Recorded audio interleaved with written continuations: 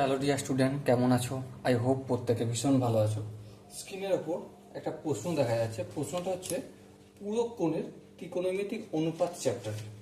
প্রশ্নটা কি বলেছে আগে প্রথমে পড়ে নিই। বলেছে যে যদি ত্রিভুজ এবিসি এর তিনটি অন্তকোণ এবিসি হয় তাহলে sine B plus C by two এর মান কত?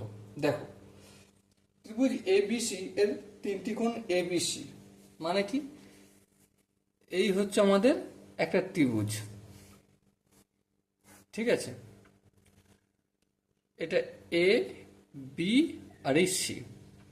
তাহলে তিনটি কোণের সমষ্টি কত ডিগ্রি জানি আমরা? 180 ডিগ্রি। সো এখানে যেহেতু অন্তকোণ বলছে তাহলে মানে বুঝতে হবে কি, তিনটে বাহু সমান, তিনটে বাহু সমান মানে তিনটে কোণ সমান। তাহলে আমরা কি লিখতে পারি? A plus B plus C equal to কত? 180 ডিগ্রি। বেশ, এবার দেখো আমাকে জানতে হয়েছে sine B plus C by two. তাহলে বি প্লাস সিটা রাখলাম, অপোজিট সাইডে 180 ডিগ্রিটা থাকলো, এটা পাঠাচ্ছি মানে মাইনাস এ হবে। বেশ, আবার দেখো বি প্লাস সি এটাকে আমি 2 দিয়ে ভাগ করছি, সো অপোজিট সাইডেও কি হয়ে যাবে? 180 minus A divided by two, মানেটা কি? 180/2 মাইনাস এ বাই টু। 180 ডিগ্রিকে যদি 2 দিয়ে ভাগ করি তাহলে 90 degree minus A by two হলো। তাহলে B plus C by two এর মানে কি? 90 degree minus A by two. So আমাকে জানতে চেয়েছে কি?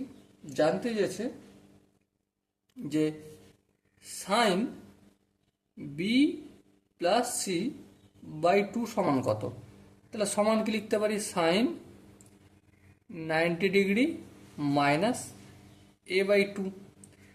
এবারে একটা 90 যদি এখানে থাকে তার মানে কি বুঝাবো? এটা সাইনটা ফট করে কস এ বাই টু হয়ে যাবে।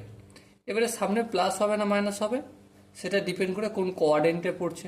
দেখো 90 ডিগ্রি মানে এখান পর্যন্ত গেল, এখান থেকে মাইনাস এ বাই টু মানে কিছুটা মাইনাস হলো, তার মানে ফার্স্ট কোয়াড্রেন্ট।